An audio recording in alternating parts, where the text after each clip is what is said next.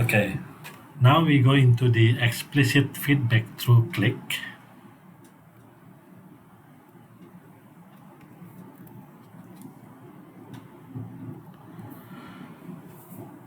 For web search engine users, sometimes they not only inspect the answer to the query, but they also click on them. So we can collect this information to indicate their preference without interfering with the user action. And then it is more promising to interpret click as a metric of user preference because we are able to quantify which document or how many document that they have clicked, what type of document that they have clicked in order to proceed in finding their information.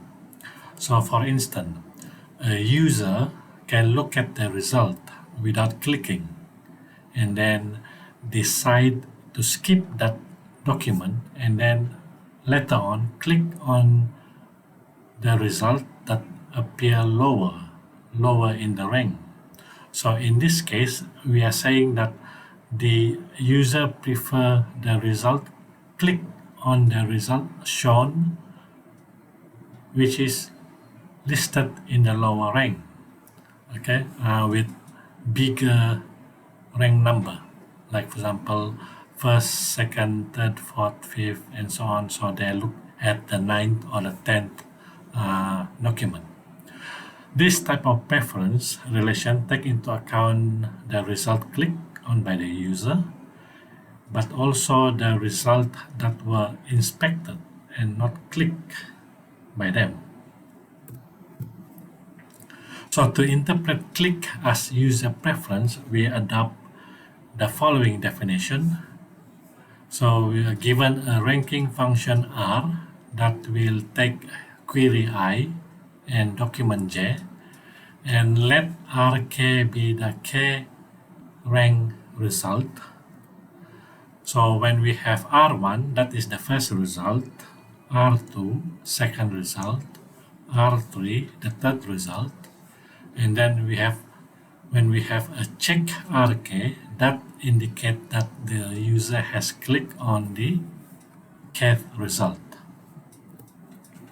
So we define a preference function Rk is greater than Rk minus n, in which the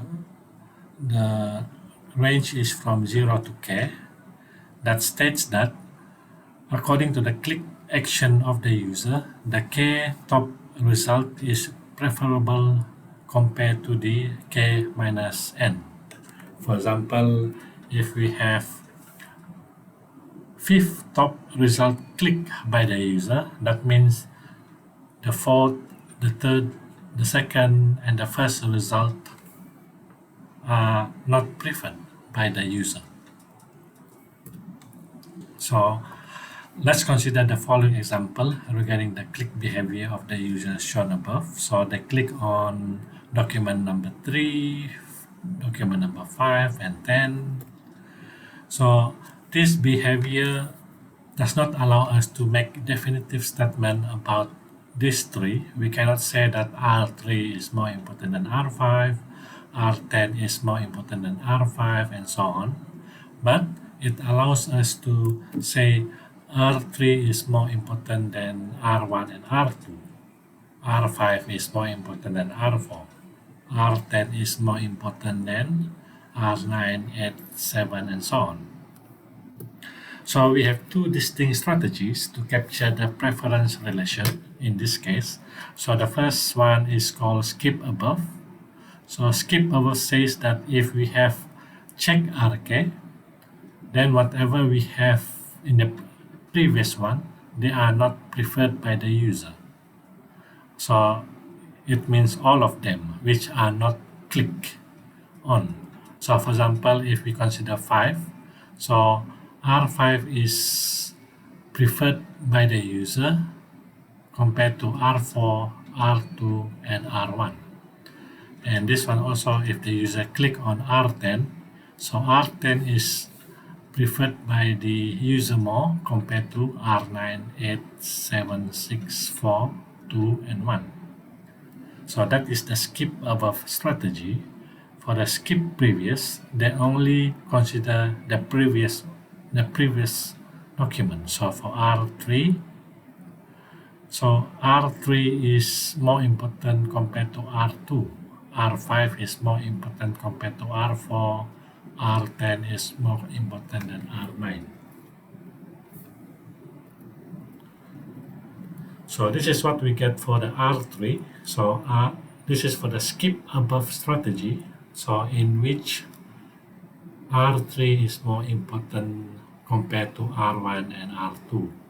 And then if you look at R5, R5 is more important than R4, 2, and 1. And R10 is more important than 9, 8, 7, 6, 4, second, and first. And according to the skip previous strategy, we only consider the previous one. So we have a shorter one. So R3 is more important compared to R2, R5 is more important compared to R4, and R10 is more important than R9. And we notice that the skip above strategy produce more preference relation, and we can get more information from here.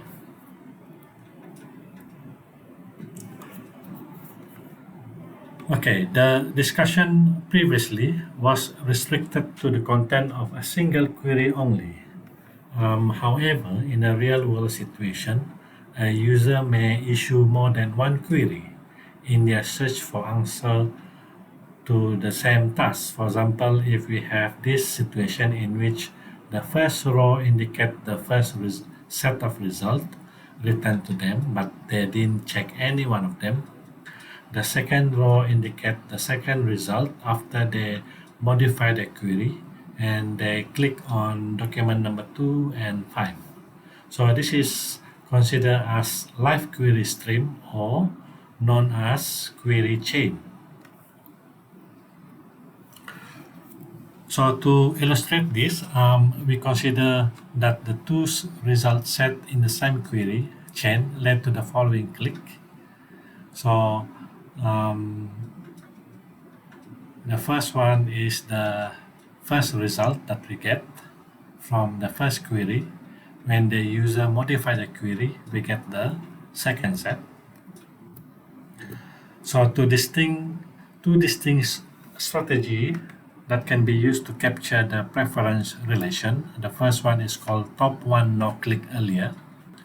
So if there exists in the second set that is checked by the user, then we can say that all the document in the second set are more important, or we can say that all the document in the second set are more preferable compared to R1.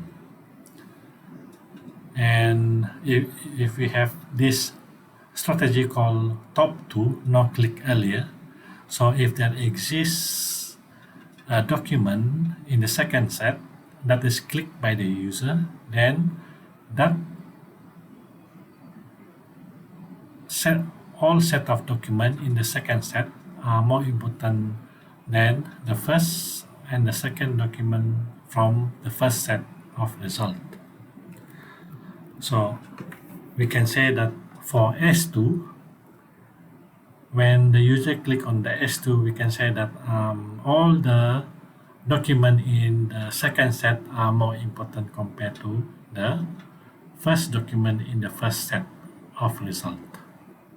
So if we apply the no to click earlier, so we can say that the whole document in the second set are more important compared to the first and the second document in the first set of the result.